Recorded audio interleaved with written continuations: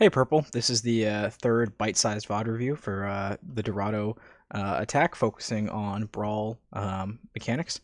So we've got after getting some respawns, the cart's been stopped about halfway through streets. We're going to go ahead and execute the EMP Death Blossom play. That's going to provide a lot of value for us. The issue that we're going to see is that the tank line and the DPS line again aren't on like the same wavelength, and you're going to see that the combo is executed and it really does get a lot of value.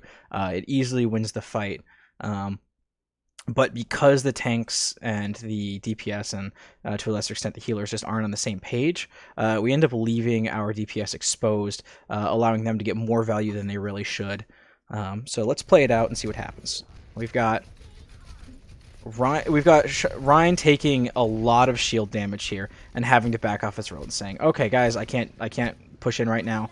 And that's when, at the exact moment that our Reinhardt is just completely away from the fight, that our diva has taken high ground and is waiting on healing before we go in. We execute the EMP Death Blossom, and boom, 1, 2. We get 3, 2 with the Death Blossom. Golden Flame finishes off the last one, but they're alive enough that they kill our Reaper in here. Why? Because our diva wasn't ready to go help. Wasn't ready to help our Reaper. If the diva defense matrix the Reaper the whole time, had the call to say, "Hey, help me with this Zarya," could have booped the Zarya away. Giving Reaper a little bit more breathing space if necessary. We could have saved the Reaper's life if Sean was in a position to just go walk in, or really, if their entire enemy team is EMP'd, you can just charge in and then just start swinging at their backline. The Reaper is decimating their front line. You're at their backline, so if they've got they can't focus him because now they've got a big 500 HP Reinhardt to deal with. But because our tanks weren't ready to go in, we're left a little exposed, and we do get some of the cleanup. We do get some of those staggers. Their Lucio dies, and can we clean up the Torbjorn? Yes, we can. Okay, so we can clean up the Torbjorn. So overall, it's still a convincing fight win. We get in, we get back when we need to, but our Reaper is absent from this fight, and they've got such close respawns on this streets phase that they're just going to get their respawns faster than we can. They're going to be able to take this fight because they know it's a 5v5. Wow, that's a really fast respawn.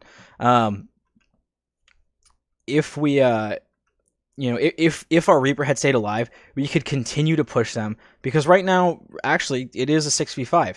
You guys have a super strong advantage. They've got literally all of their ults built up, but now, if we have, heavy pressure, if we're forcing them at the gate, if we've got, a Reaper shotgunning at them, a Diva shotgunning at them, a Reinhardt just standing there saying, "You will not pass," Lucio to boop them, and we've got Ana situated way back where no one can touch her, then we can either force them to use ults just to approach the point, or we can force them to or we can cause them to not C9, but literally body block them off the point, keep them from getting there, and get that cap in there.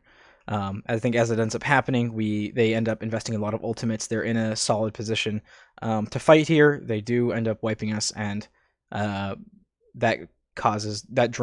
ends up causing a chain where they win a couple more fights and it drains a couple minutes from our time bank. So having that communication can have better longer term effects for how you approach things, not only the fight that you're in, but it'll give you a better position and in future fights. So that's the bite-sized VOD review number 3 for the attack on Dorado.